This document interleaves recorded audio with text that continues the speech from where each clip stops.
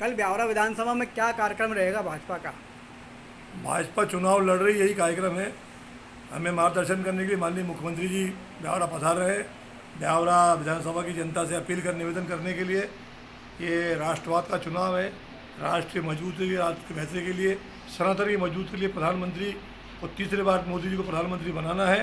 इस नाते आम जनता से निवेदन करने के लिए वो ब्यावरा में रोड शो करेंगे, एक नुक्कड़ सभा करेंगे इंदौर नाके पर।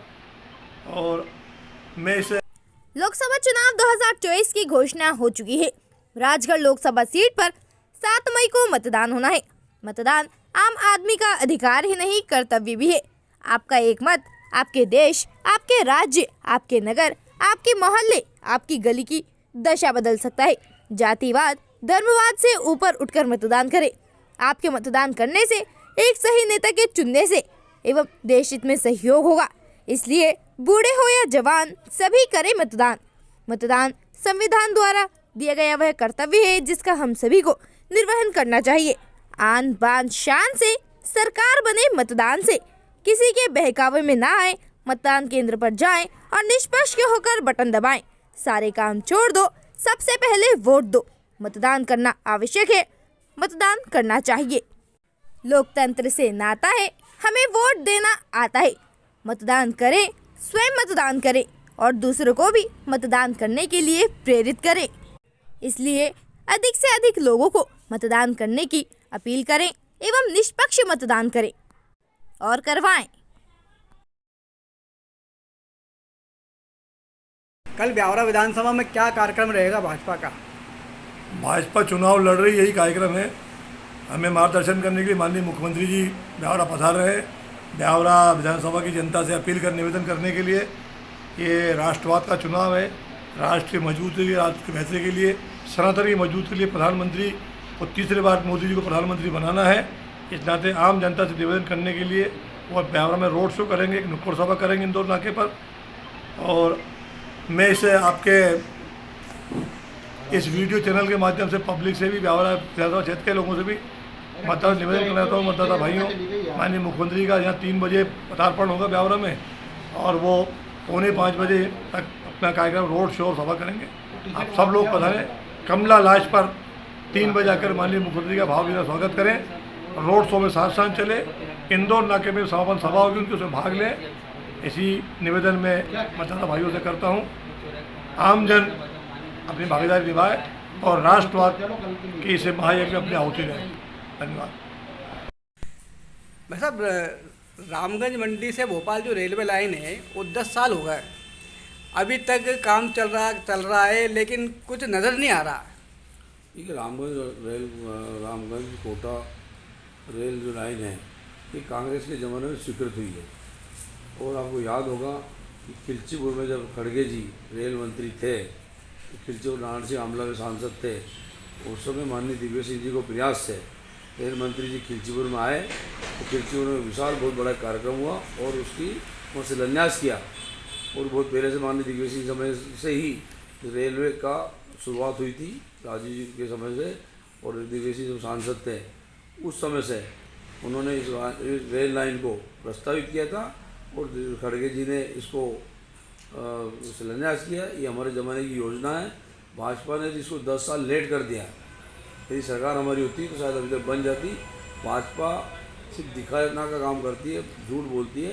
इन लोगों ने इस पर काम नहीं किया, बजट नहीं दिया, इसकी वजह से ये काम समय पूरा नहीं हुआ। लेकिन ये कांग्रेस की समय की स्वीकृत लाइन है और निश्चित रूप से जल्दी डलना चाहिए थी। इसके लिए दोषी भारतीय जनता पार्टी यहाँ के सांसद हैं। वैसे पिछले लोकसभा चुनाव में मोना सुस्तानी को 4 लाख से ऊपर मत से उन्होंने हराया था, तो उनकी भाजपा की ये मानसिकता बन गई है कि इस बार भी इतने से हम हराएंगे। लेकिन इस बार जो है राजा साहब खुद मैदान में उतरे हैं। पिछली बार उन्हें साम नाम दंड में जैसा भी है वो चुनाव 4.5 लाख से ऊपर गाड़ी ले गए थे। तो इस बार राजा साहब है तो क्या कहना चाहेंगे? देखिए, पिछली बार परिस्थिति अलग थी। इस बार राजा साहब दिग्विजय सिंह जी, तो मैंने कहा घर घर उनका संपर्क है, यहाँ के लोगों से नाता है, रिश्ता है। मुख्यमंत्री रहे हैं, लोगों की सुख दुख में मदद की है, राजगढ़ जिले का सर्वांगीण विकास किया है।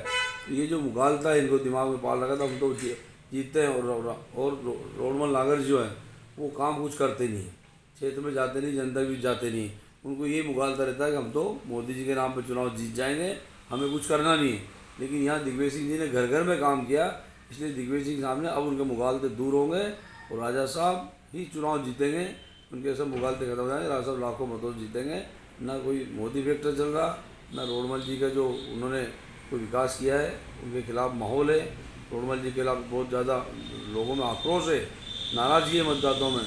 इसलिए राजा साहब के सामने ये कोई फैक्टर चलने वाला नहीं है। राजा साहब के संबंध है, व्यक्तिगत रिश्ते हैं राजगढ़ से, राजगढ़ से गहरा लगाव है। और राजा साहब का वैसे भी अंतिम चुनाव है। लोग चाहते हैं कि राजा साहब इस उम्र में भी चुनाव लड़ रहे हैं लोगों की सेवा करने के लिए। राजा साहब सेवा के लिए काम कर रहे हैं। रोडमल नागर जी अपने उद्देश्यों के लिए काम कर रहे हैं, अपने परिवार के लिए काम कर रहे हैं। यही अंतर है यहाँ के लोगों। अभी चुनाव प्रचार में मैंने देखा राजा साहब कई किलोमीटर पैदल चले, गांव-गांव पैदल गए, लोगों से मिले। जबकि बीजेपी के कार्यकर्ता ये सारे गाड़ियों से ही घूम रहे हैं, पैदल तो कभी कोई जा ही नहीं रहा है। तो चूँकि कांग्रेस पार्टी बहुत ज़्यादा मेहनत कर रही है, खुद राजा साहब 24 घंटे दिन रात पैदल घूम रहे हैं, सब जगह जा रहे हैं, तो इसका क्या प्रभाव पड़ेगा? ये राजा साहब सच्चे जनसेवक हैं, वो ज़मीन की हकीकतों को समझते हैं। रोडमल जी ने शुरू से सत्ता देखी है और दूसरों के दम पे चुनाव जीते हैं और बड़े आदमी बन गए हैं। और राजा साहब तो ज़मीन की पकड़ वाले व्यक्ति हैं और समझते हैं लोगों को, दिल की ओर समझते हैं। पैदल इसलिए चलते हैं कि मैं लोगों से ज़्यादा लोगों से संपर्क हो, लोगों को समझ सकूं। राजा साहब को सांसद की भूख नहीं है, वो तो सांसद अभी भी हैं, पहले भी रहे, मुख्यमंत्री रहे हैं, लेकिन वो जनता के लिए काम करते हैं और जनता की सेवा के लिए हमारे बीच में है। इसलिए पद यात्राएँ कर रहे हैं, गाड़ी से घूम रहे हैं और लोगों के बीच जा रहे हैं और सुबह से रात तक 2-2 3-3 बजे तक रात में लोगों दौरे कर रहे हैं। अब कोई इस समय यंग आदमी भी, जवान उम्र का आदमी व्यक्ति भी उनकी बराबर ना क्षमता है, ना उनके बराबर घूम सकता है, ना उनके बराबर लोगों से मिल सकता है। जितने कनेक्शन हैं उनको सबकी, उनकी याददाश्त बहुत अच्छी है।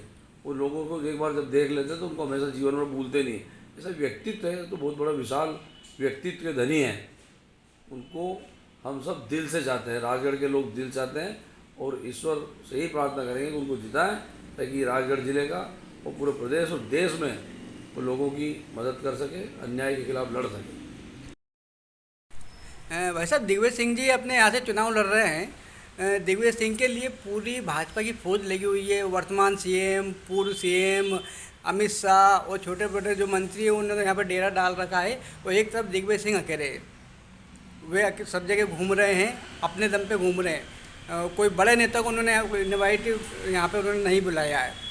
क्या कहना चाहेंगे? देखिए, दिग्विजय सिंह जी का एक गृह क्षेत्र है, यहाँ से 2 बार सांसद रहे हैं, मुख्यमंत्री रहे हैं, राजगढ़ से उनका लगाव है। 40 साल से उनका राजगढ़ के लोगों से पारिवारिक रिश्ते हैं और उन्होंने राजगढ़ के लोगों की भरपूर मदद की है। और उनका जीवित संपर्क यहाँ के हर मतदाता, हर परिवार, हर गांव में, हर शहर में उनका जीवित संपर्क है और इसीलिए वो सब पर भारी हैं।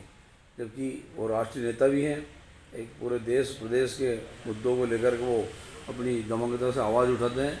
इसीलिए भाजपा चाहती है कि दिग्विजय सिंह जी किसी भी कीमत पर चुनाव नहीं जीते। इसलिए राष्ट्रीय नेता अमित शाह हो या मुख्यमंत्री हो या पूर्व मुख्यमंत्री हो, पूरे देश के भर के नेता, तमाम नेता उनके पीछे लगे हैं कि दिग्विजय सिंह किसी तरह चुनाव हार जा। लेकिन उनका जो नाता रिश्ता यहाँ लोगों से है, आत्मीयता उनकी लोगों से है, तो वो किसी भी कीमत पर उनको कोई चुनाव हरा नहीं सकता है।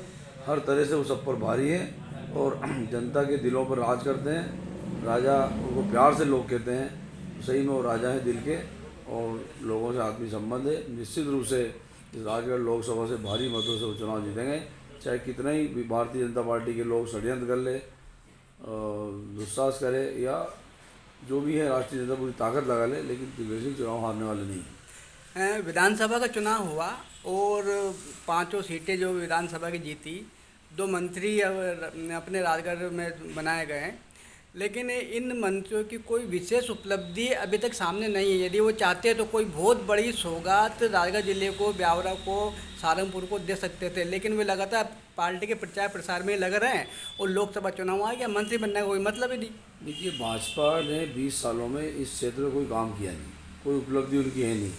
जो भी काम किए दिग्विजय सिंह जी के प्रयासों से, चाहे तालाब हो, डैम हो, स्कूल हो, गांव-गांव में उन्होंने स्कूल खोले, यहाँ तक कि मजरे टोले में तक उन्होंने बच्चों की शिक्षा के लिए EGS खोले, आंगनबाड़ियाँ बनाई, लोगों को स्थानीय लोगों को नौकरियाँ दी, शिक्षाकर्मियों, पंचायत कर्मियों, आंगनबाड़ी कार्यकर्ता, ये सारी जो चीज़ें सौगातें दी, चाहे स्वास्थ्य की सुविधाएं हो, अस्पताल बनवाए ब्यावरा के लिए, गांव-गांव में अस्पताल की बिल्डिंगें बनवाई, बहुत सारे काम उन्होंने किए। मेडिकल कॉलेज उनके प्रयासों से कांग्रेस के शासन में स्वीकृत राजगढ़ में हुआ, डैम उनके टाइम पे स्वीकृत हुए।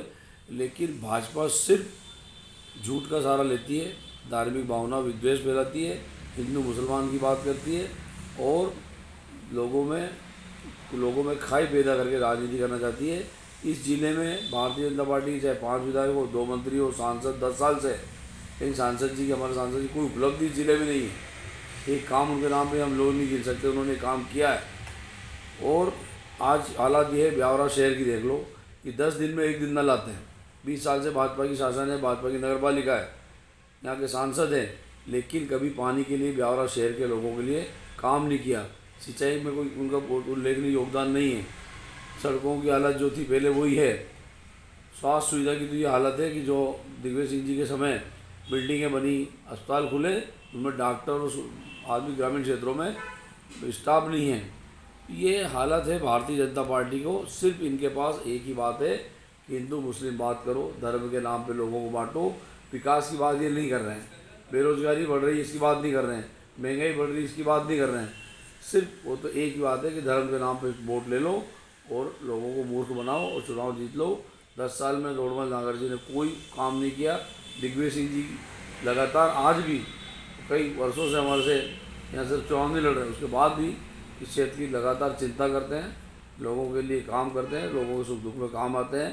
इसलिए हमारा विकल्प राजगढ़ जिले की एक ही दिग्विजय सिंह जी चुनाव यहाँ से जीतेंगे और जीतना चाहिए।